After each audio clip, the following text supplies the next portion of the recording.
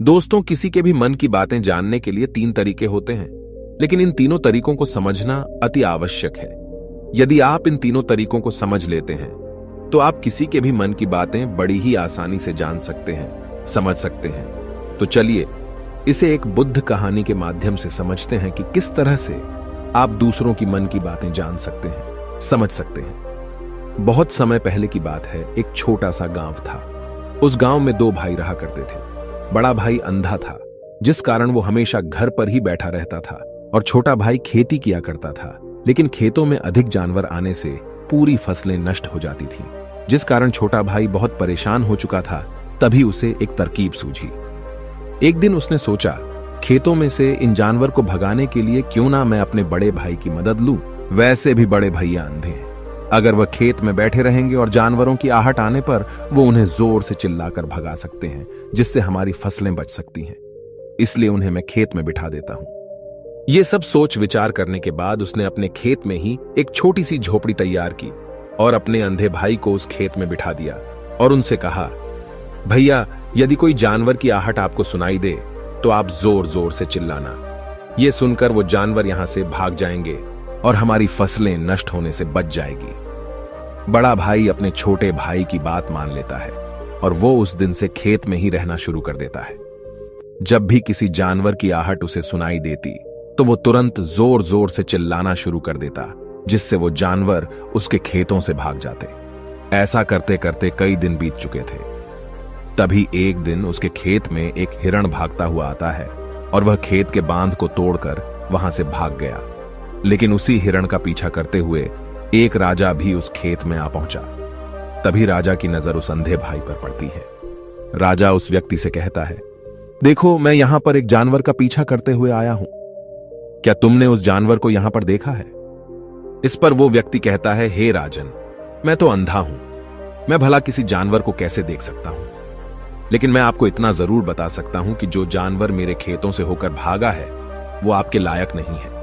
आप उसके पीछे अपना समय यूं ही व्यस्त कर रहे हैं। राजा उस अंधे व्यक्ति की बात सुनकर बड़ा अचरज में पड़ गया। वो ये सोचने लगा कि आखिर ये तो अंधा है, फिर इसे कैसे पता कि जिस हिरन को मैं तलाश रहा हूं वह हिरन मेरे लायक है ही नहीं। ये अंधा व्यक्ति मुझे कैसे बता सकता है? तभी राजा उस अंधे व्यक्ति से कहता है, कहीं तुम मुझसे झूठ तो नहीं कह रहे? एक तरफ तुम ये कहते हो कि तुम अंधे हो और दूसरी तरफ तुम ये भी कह रहे हो कि जो जानवर यहां से भागा है वो मेरे लायक नहीं है। इस पर वो अंधा व्यक्ति कहता है, हे राजन, जिसे आप एक हिरण समझ रहे हैं, असल में वो एक हिरण नहीं है बल्कि एक हिरणी है, और वो भी गर्भवती है। और जहां तक मुझे ज्ञान है, मैंने कभी किसी राजा को किसी गर्भवती हिरणी का शिकार करते हुए नहीं सुना है, और इसी कारण मैं आपसे ये कह रहा हूं कि वो हिरणी आपके लायक नहीं है। आप उसके पीछे अपना समय व्यर्थ ना करें। यह सुनकर राजा और भी अचरज में पड़ गया।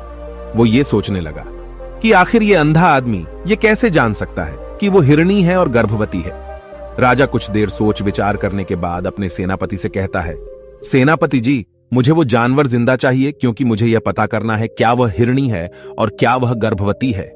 क्योंकि यह अंधा आदमी बहुत विश्वास के साथ कह रहा है और मुझे इस बात की पुष्टि करनी है। यदि वह हिरणी हुई और गर्भवती हुई तो वह हमारे शिकार के लायक नहीं है, क्योंकि हम तो एक हिरण का पीछा कर रहे थे। इसलिए जाओ और पता करो कि क्या वो हिरणी है। सेनापति राजा से आज्ञा लेकर आगे की ओर बढ़ चलता है, और कुछ देर बाद जब वह वापस लौट कर आता है तो वह राजा को कहता है, हे राजन, इस अंधे आदमी ने जो भी बातें कही हैं वो बिल्कुल सही हैं। वो एक हिरणी ही है और वह गर्भवती भी है। यह सुनकर राजा आश्चर्यचकित रह गया।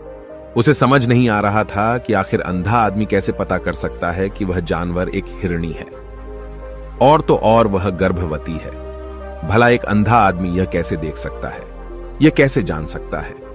आखिर इसे यह कैसे पता चला? ऐसे कई सारे प्रश्न अब राजा के मन में उमड़ने लगे।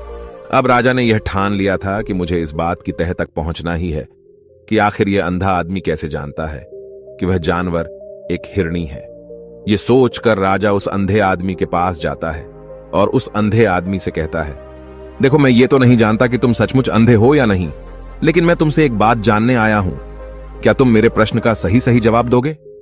इस पर अंधा व्यक्ति कहता है, हे राजन, आप जो कुछ पूछना चाहते हैं मुझसे पूछ सकते हैं, मैं आपको बिल्कुल सच सच जवाब दूंगा।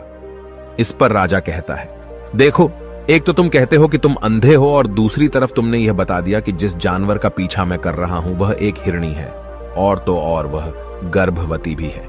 आखिर तुम्हें यह कैसे पता चला? तुम्हारे खेत में और भी तो जानवर आते होंगे, और भी तो जानवर यहां से गुजरते होंगे, फिर तुमने यह कैसे अंदाजा लगाया?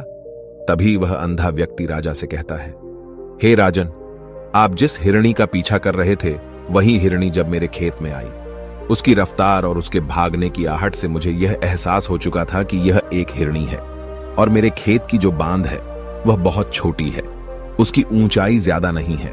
यदि कोई हिरण होता तो उस बांध को बड़ी आसानी से लांघ जाता, लेकिन वह हिरणी इस बांध को तोड़कर भागी है, और यदि वह इस बांध को छलांग लगाकर पार करने का प्रयास करती तो इससे उसके बच्चे को खतरा होता, और इसी बात से मैंने यह पता लगा लिया कि वह गर्भवती है।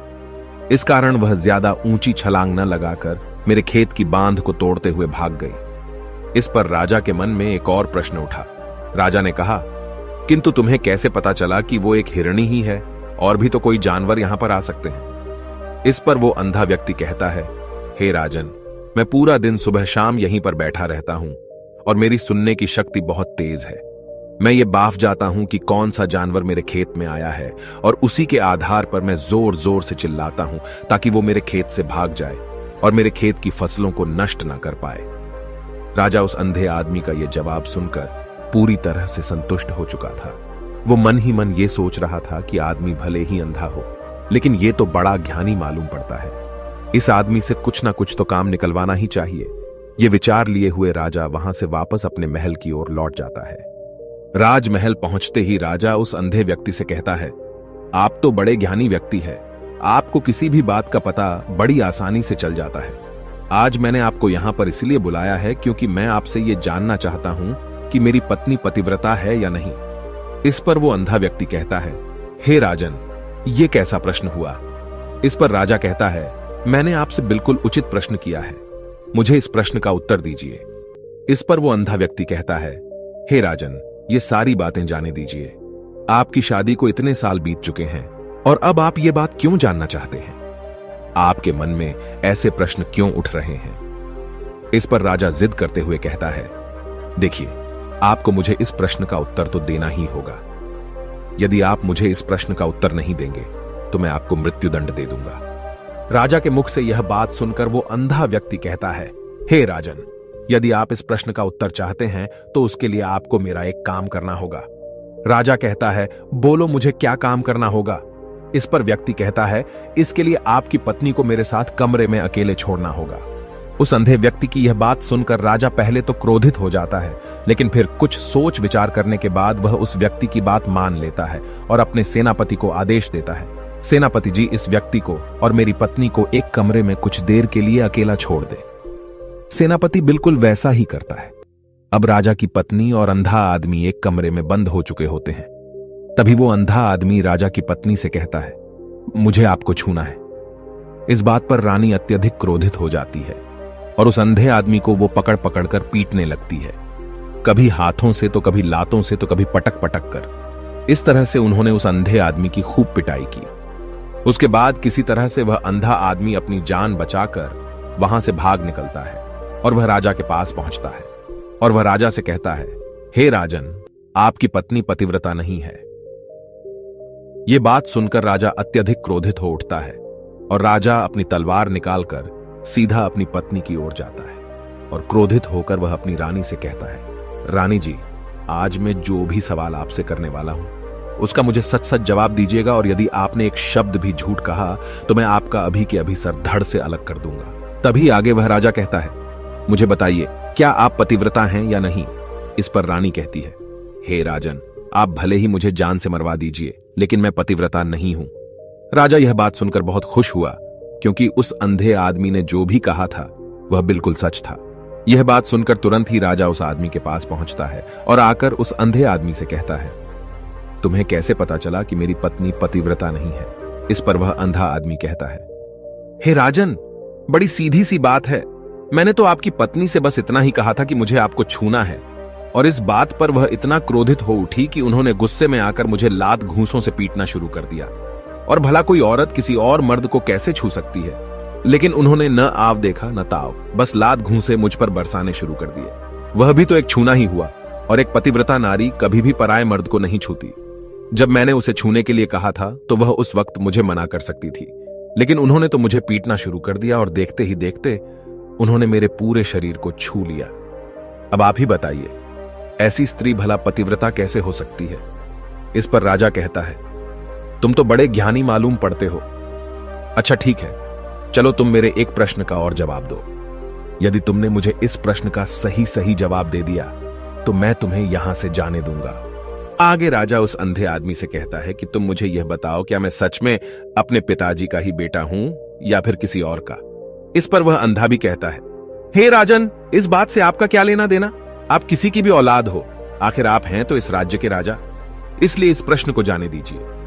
लेकिन राजा कहता है, नहीं नहीं, मुझे इस प्रश्न का सही सही जवाब चाहिए, अन्यथा यह प्रश्न मुझे हमेशा परेशान करता रहेगा। इसलिए मैं इसका सही सही जवाब जानना चाहता हूं। यदि तुम इसका सही सही जवाब दे देते हो तो तुम यहां से जा सकते हो, मैं तुम्हें नहीं रोकूंगा। इस पर वह अंधा आदमी कहता है, हे राजन, इसके लिए तो मुझे आपके मां के पास भी जाने की कोई आवश्यकता नहीं है। मैं आपको अभी अभी यह बता सकता हूं कि आप किसकी औलाद हैं, लेकिन उससे पहले मैं चाहता हूं कि आप मुझसे एक वादा करें कि आप मुझ पर क्रोध नहीं करेंगे। राजन ने कहा, मैं तुमसे वादा करता हूं, मैं तुम पर क्रोध नहीं करूंगा। इसके बाद वह अंधा आदमी राजा से कहता है, हे राजन, आप है तो अपने ही पिता के पुत्र, लेकिन आप पर एक कंजूस सेठ की छाया पड़ी हुई है। यह सुन राजा बहुत क्रोधित हो उठा और वह तुरंत तलवार निकालकर अपनी मां के पास जा पहुंचा। वह वहां पर पहुंचने के बाद अपनी मां से कहता है, मां, मुझे सच सच बताइए, क्या मैं अपने ही पिता का पुत्र हूं या नहीं? यदि आपने मुझे सही सही नहीं बताया तो वह यहीं पर अपने प्राण त्याग दूंगा। मुझे बताओ क्या सच है? इस पर उस राजा की मां कहती है, बेटा, तू है तो अपने ही पिता का पुत्र, लेकिन तुम्हारे ऊपर एक कंजूस सेठ की छाया पड़ी हुई है। जब मैं एक बार नहाने के बाद अपना मुंह आईने में देख रही थी, तभी उस कांच के पीछे मुझे एक कंजूस सेठ नजर आता है और उसी की छाया तुम पर पड़ चुकी है। यह सुन राजा बहुत खुश हो जाता है और वह तुरंत दौड़ा दौड़ा वापस उस अंधे आदमी के पास पहुंचता है और उस अंधे आदमी से कहता है, तुम्हें यह कैसे पता चला कि मुझ पर एक कंजूस सेठ की छाया पड़ी हुई है? इस पर वह आदमी कहता है, हे राजन, आपने मुझसे कई सारे सवाल पूछे जिनका जवाब मैंने आपको सही सही दिया है। यदि कोई और राजा होता तो मुझे इसके बदले में ढेरों सारे इनाम मिल चुके होते, लेकिन अब तक आपने एक फूटी कौड़ी तक नहीं दी है। इस बात से ही मैंने अंदाजा लगा लिया था कि आप बहुत कंजूस हो। यह बात सुनकर राजा जोर जोर से हंसने लगा और कहता है कि आप जो भी मांगेंगे वह मैं आपको अवश्य दूंगा, लेकिन मुझे यह बताओ कि तुम्हें कैसे पता चल जाता है कि कौन सी बात सही है और कौन सी गलत? तुम किसी भी बात का इतना सटीक और सही जवाब कैसे दे पाते हो? इस पर वह अंधा आदमी कहता है, हे राजन, मैं तो वैसे ही अंधा हूं। यदि मेरी आंखें होती तो मैं किसी की भी मन की बातें बड़ी सरलता से जान लेता। मन की एक भाषा होती है और यह भाषा मनुष्य के शरीर के व्यवहार के रूप में देखी जा सकती है। उसकी आंखों से, उसके होठों से, उसके काम करने के तरीके से, उसकी क्रियाओं से पता किया जा सकता है कि उसके मन में क्या चल रहा है। उसके आधार पर हम किसी के भी मन की बातें जान सकते हैं, लेकिन मैं तो अंधा हूं, मैं देख नहीं सकता, इसलिए मैं क्रियाओं से देखता हूं। यदि मुझे कोई बात जाननी हो तो अगले आदमी को कुछ काम देना पड़ता है, जिस पर वह व्यक्ति किस प्रकार काम करता है, किस तरीके से इस काम को करता है, उसके आधार पर ही मैं यह पता कर पाता हूं कि उसके मन में क्या चल रहा है। तभी वह राजा कहता है, तो क्या इसका अर्थ यह हुआ कि मैं भी किसी के मन की बातें जान सकता हूं? इस पर वह अंधा आदमी कहता है, हे राजन, अवश्य आप भी किसी भी व्यक्ति के मन की बात जान सकते हैं, किंतु उससे पहले आपको अपने ऊपर काम करना होगा, और वह काम है अपने मन को शांत करना, अपने मन को वर्तमान में लाना होगा, जिसके लिए मैं आज आपको 3 तरीके बताने वाला हूं। और ये तीनों ही तरीके बड़े ही आसान और सरल हैं, किंतु हे राजन, उससे पहले आपको एक काम करना होगा, अपने मन को एकाग्र करना होगा।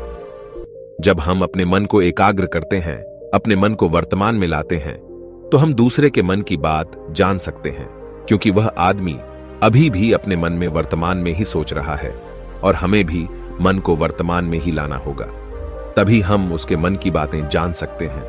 यदि हम अतीत में हुई घटनाओं के बारे में सोच रहे हैं तो वह जो अगला आदमी वर्तमान में सोच रहा है, वर्तमान में अपने मन में बात कर रहा है, वह हम कैसे जान पाएंगे? क्योंकि हम तो अतीत की घटनाओं में डूबे हुए हैं। इसलिए किसी के भी मन की बात जानने के लिए सबसे पहले हमें हमारे मन को एकाग्र करना होगा, उसे वर्तमान में लाना होगा। आगे वह व्यक्ति राजा से कहता है, हे राजन, जो 3 तरीके मैं आपको बताने वाला हूं, इन 3 तरीकों से बड़ी आसानी से किसी के भी मन की बातें जान सकते हैं। उसके बाद वह अंधा आदमी राजा से कहता है, हे राजन, जो सबसे पहला तरीका है वह है आंखों पर ध्यान देना। किसी व्यक्ति से बात करते वक्त उसकी आंखों में देखना, उसकी आंखों पर ध्यान देना जो सबसे ज्यादा जरूरी है, क्योंकि आंखें बोलती नहीं पर बहुत कुछ कह जाती हैं। यदि हम किसी व्यक्ति की आंखों के इशारों को समझना सीख जाएं, हम यह जान पाएंगे कि व्यक्ति के दिमाग में क्या चल रहा है, वह क्या सोच रहा है और अभी वह क्या करने वाला है।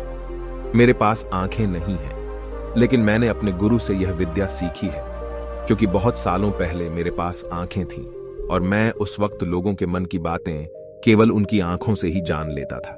इसलिए यदि आप भी दूसरों की मन की बातें जानना चाहते हैं तो आपको भी उनकी आंखों पर गौर करना चाहिए, जैसे कि उनका आकार कैसा है, वह कब, कहां और किधर देख रहे हैं। यदि उसकी आंखें यहां वहां घूम रही हैं, जब आप उससे बातें कर रहे हैं तो वहां वह इधर उधर मोड़ रहा है, कभी ऊपर तो कभी नीचे या कभी आसपास, या फिर उसकी आंखें खुश नजर आ रही हैं या फिर आंखें निराश नजर आ रही हैं, जैसे कि चोर होता है। उसकी आंखों में जब हम देखते हैं तो हमें यह पता चलता है कि अगले आदमी ने कोई गलती की है।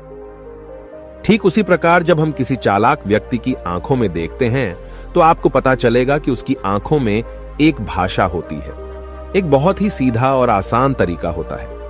यदि आपको यह पता लगाना है कि सामने वाला व्यक्ति आपसे झूठ कह रहा है या फिर सही, तो आपको उसकी आंखों पर ध्यान देना अति आवश्यक है। यदि आपसे बात करते वक्त वह व्यक्ति अपनी आंखें यहां वहां घुमा रहा है, ऊपर नीचे, इधर उधर, दाएं बाएं, हर जगह देख रहा है, तो इसका अर्थ यह हुआ कि वह उस बात से निकलने का कोई रास्ता ढूंढ रहा है, वह कोई झूठ बना रहा है। यदि सामने वाला व्यक्ति आपसे कुछ झूठ कहने का प्रयास कर रहा है तो वह आपसे नजर नहीं मिलाएगा। वह यहां वहां देखेगा, ऊपर नीचे देखेगा, लेकिन वह आपकी आंखों में आंखें डालकर कभी नहीं देख पाएगा, क्योंकि उसे डर है कि यदि उसने आपकी आंखों में आंखें डालकर देखी तो उसका झूठ पकड़ा जाएगा और लोगों को सच्चाई का पता चल जाएगा। और इसी प्रकार कुछ और भी भाषाएं होती हैं। जब आप किसी की आंखों में आंखें डालकर यह देखना शुरू कर देंगे कि उसके हाव भाव क्या है, ठीक उसी प्रकार चेहरे के हाव भाव होते हैं, जिससे हम मन की बातें बड़ी आसानी से समझ सकते हैं और इन्हें भी समझना बहुत जरूरी है। कभी कभी कोई व्यक्ति अपने चेहरे से जैसे आंख, होंठ और बहुत से कुछ अलग अलग व्यवहार करता है। यदि आप किसी व्यक्ति के चेहरे में गौर करेंगे तो आप आसानी से समझ पाएंगे कि वह व्यक्ति निराश है, जब व्यक्ति बहुत उदास है, या फिर वह बहुत खुश है, या फिर उसे कोई बहुत बड़ा दुख है। वह अपने अंदर क्या महसूस कर रहा है, ये सारी बातें हम उसके चेहरे के हाव भाव से पता कर सकते हैं। फिर चाहे इंसान जुबान से कुछ बोले या ना बोले, लेकिन आप उसके चेहरे से सब कुछ पता कर सकते हैं। आगे व्यक्ति राजा से तीसरा तरीका बताते हुए कहता है, हे राजन, इसी प्रकार तीसरी भाषा भी है, अर्थात तीसरा तरीका भी है, और वह है हाथों के इशारे और शरीर का व्यवहार। मन की बात समझने के लिए हमें हाथ के इशारे और शरीर के व्यवहार को समझना बहुत आवश्यक है। कोई व्यक्ति जब बात करता है तो आपने देखा होगा कि वो अपने हाथों को हिलाता रहता है, अपने हाथों से इशारा करता रहता है। बातों के साथ साथ अपना शरीर का जो व्यवहार है, अर्थात बॉडी लैंग्वेज, उसका भी पूरा उपयोग करता है, जिससे हमें यह पता चल पाता है कि वह व्यक्ति हमारी बातों पर कितना ध्यान दे रहा है और उसके मन में क्या चल रहा है। शरीर के व्यवहार को देखने के लिए उसके हाथ मटकाने, शरीर मटकाने और चेहरे पर बार बार हाथ लाने, हाथों का एक दूसरे से मसलना, ऐसी बहुत सी क्रियाएं होती हैं, उस पर हमें ध्यान देना अति आवश्यक है। मन की बात को समझने के लिए हमें शरीर के व्यवहार को भी समझना पड़ता है। यदि हम इन 3 तरीकों को सही तरीके से ध्यान देकर इन 3 तरीकों को अच्छे से समझ लेते हैं तो हम बहुत जल्दी किसी भी व्यक्ति के मन की बातें बड़ी सरलता और सहजता से जान सकते हैं। इसलिए यदि आपको किसी के मन की बातें जानी है तो आपको उसकी आंखों पर, उसके चेहरे पर, उसके शरीर के हाव भाव को और उसके हाथों को ध्यानपूर्वक देखना और समझना होगा, जिससे आप यह समझ पाएंगे कि आखिरकार उसके मन में क्या चल रहा है और वह क्या सोच रहा है। लेकिन उनसे पहले आपको अपने मन को एकाग्र करना होगा, शांत करना होगा और अपने मन को वर्तमान में लाना होगा। तभी आप उस व्यक्ति की इन सभी क्रियाओं पर ध्यान दे पाएंगे, उन्हें समझ पाएंगे। अन्यथा आप यदि अतीत की घटनाओं में व्यस्त हैं, भविष्य की योजनाओं में व्यस्त हैं, तो आप उस व्यक्ति के हाव भाव पर कभी ध्यान ही नहीं पाएंगे और न ही आप कभी यह समझ पाएंगे कि आखिर उस व्यक्ति के मन में क्या चल रहा है, वह क्या सोच रहा है। आपने देखा होगा कि ऐसे कई बड़े संत महात्मा हैं जो बड़ी ही शांति से आपको देखते हैं और आपको देखकर ही ये बता देते हैं कि आपके मन में क्या चल रहा है, आप उनसे क्या जानने आए हैं। और इसका सबसे बड़ा प्रमुख कारण यही है कि वह आपको पढ़ सकते हैं, आपको समझ सकते हैं, आपकी मन की बातें जान सकते हैं, क्योंकि उनका मन एकाग्र है, शांत है। और यही कारण है कि वह आपके मन की बातें बड़ी सरलता से समझ जाते हैं। यदि आपने अब तक पूरी कहानी को सुना है तो मैं आपसे एक छोटा सा अनुरोध करना चाहता हूं। कृपया इस चैनल को सब्सक्राइब करें ताकि मैं आपके लिए और भी ऐसी ही ज्ञान से भरपूर कहानियां लेकर आ सकूं। नमो बुद्धाय। मिलते हैं एक नई कहानी के साथ अगली वीडियो में।